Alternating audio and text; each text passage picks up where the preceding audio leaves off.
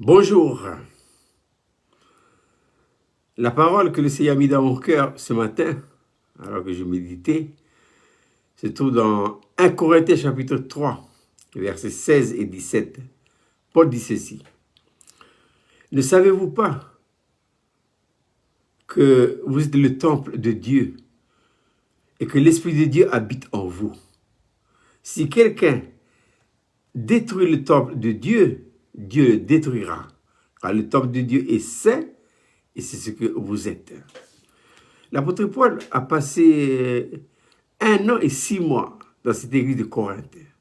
Il a tout prêché, le conseil de Dieu. Voilà. Et non seulement ça, mais dans cette église de Corinthe, ils ont des dons, hein? Ils ont reçu beaucoup de choses. Hein? Mais quel est le problème de Corinthe? Le problème de Corinthe, c'est qu'ils ne savent pas. Ils ne savent pas qu'eux-mêmes sont le temple de Dieu et que l'Esprit de Dieu habite en eux. Mais le problème de Corinthe, hein, c'est le problème de beaucoup d'enfants de Dieu. Hein. On peut connaître la Bible au bout des doigts. On peut recevoir le message de la croix. Ah oui, on peut le croire aussi. Mais sans savoir que nous sommes le temple de Dieu, la maison de Dieu. Il faut savoir que la maison de Dieu, le temple de Dieu, est inséparable de la croix. David, l'homme selon le cœur de Dieu, le chantre de l'Éternel, quand le Seigneur a révélé à David le lieu où sera construit le temple, sa maison à lui, David a dit ceci, ici sera la maison, la croix, l'autel et les holocaustes. La maison est inséparable de la croix. La croix dans l'ancienne alliance, l'autel dans l'ancienne alliance, nous parle de la croix de la nouvelle alliance. C'est la croix, voyez-vous, qui doit être l'élément booster pour montrer, c'est quoi? Pour me montrer, c'est quoi la maison de Dieu et quelle est notre part, quelle est ma responsabilité pour maintenir cette maison propre, impeccable. C'est pourquoi l'apôtre Paul dit à l'église de Corinthe, il dit, si quelqu'un détruit le temple de Dieu, Dieu le détruira. Mais il faut prendre la version d'Arby qui dit ceci, si quelqu'un corrompt le temple de Dieu, corrompre ça veut dire quoi? Salit, la corruption. Mais la corruption en nous, c'est tout ça, dans la vie naturelle. C'est elle qui va corrompre la maison de Dieu. Alors pour ça, il faut qu'elle soit éliminée, effacée. C'est pourquoi j'ai dit tout à l'heure, le temple, la maison, à côté, c'est l'autel, la croix. C'est la croix qui doit enlever la corruption. La croix doit agir puissamment en nous, de telle manière à enlever la corruption, et qu'à la place de la corruption, il y a quoi? Il y a la vie. Quelle vie? La nouvelle vie. La vie que nous avons reçue le jour de notre nouvelle naissance et qui doit maintenant nous gouverner. Voilà. Eh bien, malgré que l'apôtre Paul ait annoncé tout le conseil de Dieu à Corinthe, rien n'a changé. On voit dans cette église de Corinthe des péchés incroyables que même chez le monde, on ne le voit pas. Mais la racine de tout ça, il est où? Il est dans la vie naturelle. Mais cette vie naturelle, il est où? Il est en vous et il est en moi. C'est pourquoi nous devons faire un traitement de fond à quoi? À la vie naturelle. Il faut le traiter à fond. Et la croix, elle est là. C'est pour faire ça. La croix et l'esprit et le Saint-Esprit travaillent de pair en vous et en moi. Ainsi, Paul dit, ne savez-vous pas? C'est pas qu'ils ne savent pas. Ils ont entendu. Ils ont écouté tout ça. Quel est le problème de Corinthe? Le problème de Corinthe, c'est le problème de la révélation. Mais ce n'est pas un problème qui date d'aujourd'hui. Hein. Ça date déjà depuis des années. Et ça restera jusqu'à la fin des temps. Une petite minorité passera au travers des mailles par le chemin de la révélation. Il faut la révélation. J'insiste. Il faut la révélation pour vous. Et cette révélation ne doit pas être faite une bonne fois pour toutes. Cette révélation de Christ à la croix de Golgotha et à crucifier notre vie naturelle, cette révélation doit monter en flèche. Alors, il y a une révélation au départ qui doit toujours monter. Parce que, j'ai dit, la croix doit pénétrer profondément en nous pour pouvoir éradiquer et enlever tout ce que nous cachons dans notre ignorance. La femme samaritaine dira à Jésus, Seigneur, ce puits est profond. Elle a énoncé une vérité qu'elle-même, elle ignore. Nous sommes ignorants de par nature. Ouais, on est ignorants. Mais nous devons laisser la croix nous traiter à fond. Voilà. C'est une question de révélation. Voilà. Ce qui fait que, n'ayant pas la révélation, ben, correcte, et rester la même.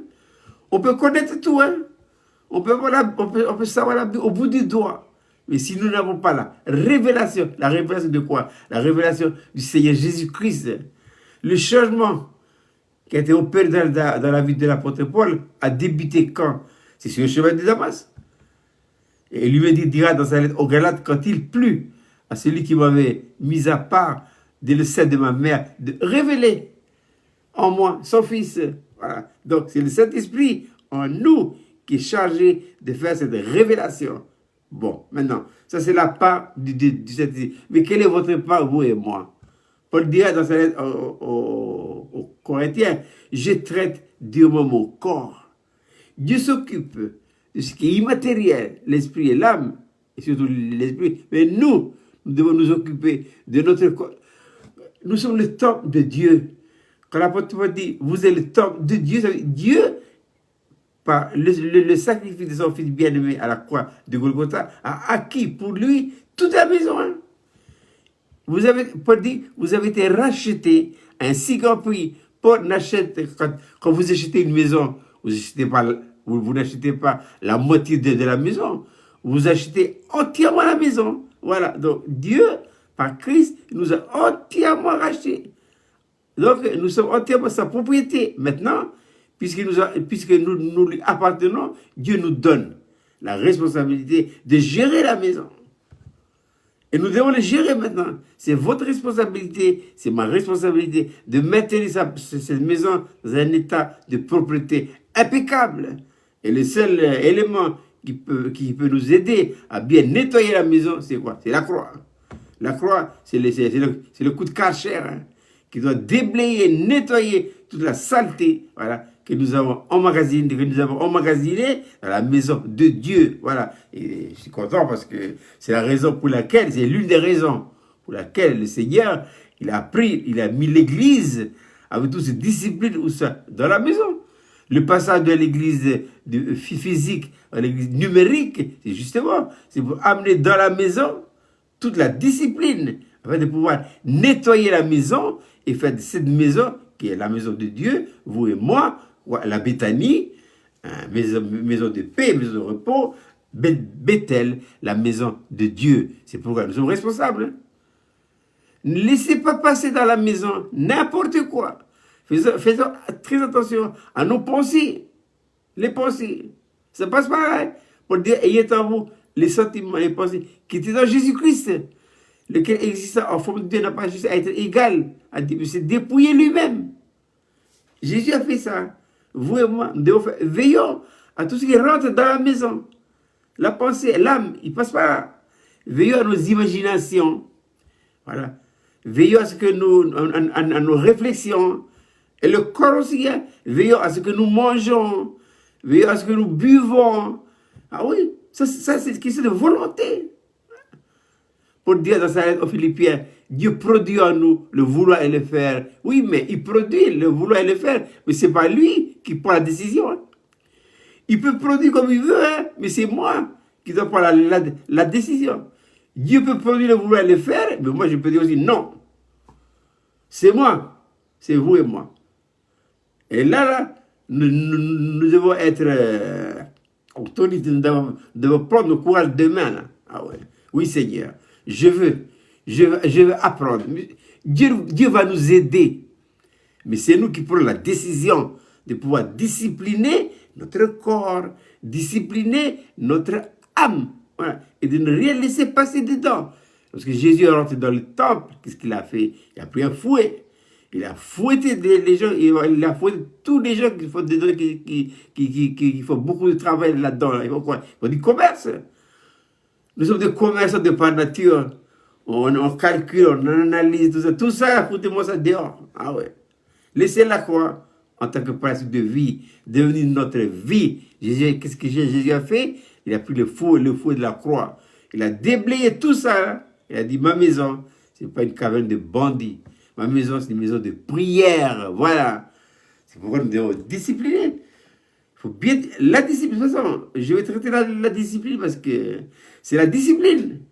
Mais ça, ce n'est pas le travail du Saint-Esprit. Hein. Le Saint-Esprit, il est prêt. Il est prêt à mettre la dynamite dedans, là. Il est prêt à dynamiter tout ce que nous avons emmagasiné dans la maison. Mais c'est à moi de dire oui ou non. Il faut être catégorique et faible. C'est pourquoi Jésus dira, ce sont les plus violents qui ne sont pas du royaume. Ce sont ceux qui en veulent. La discipline, voyez-vous, c'est votre responsabilité et c'est la mienne. Ne laissez passer. Il ne faut rien laisser passer. Ah oui. Dans notre imagination, dans tout ce que nous voyons, dans tout ce que nous disons.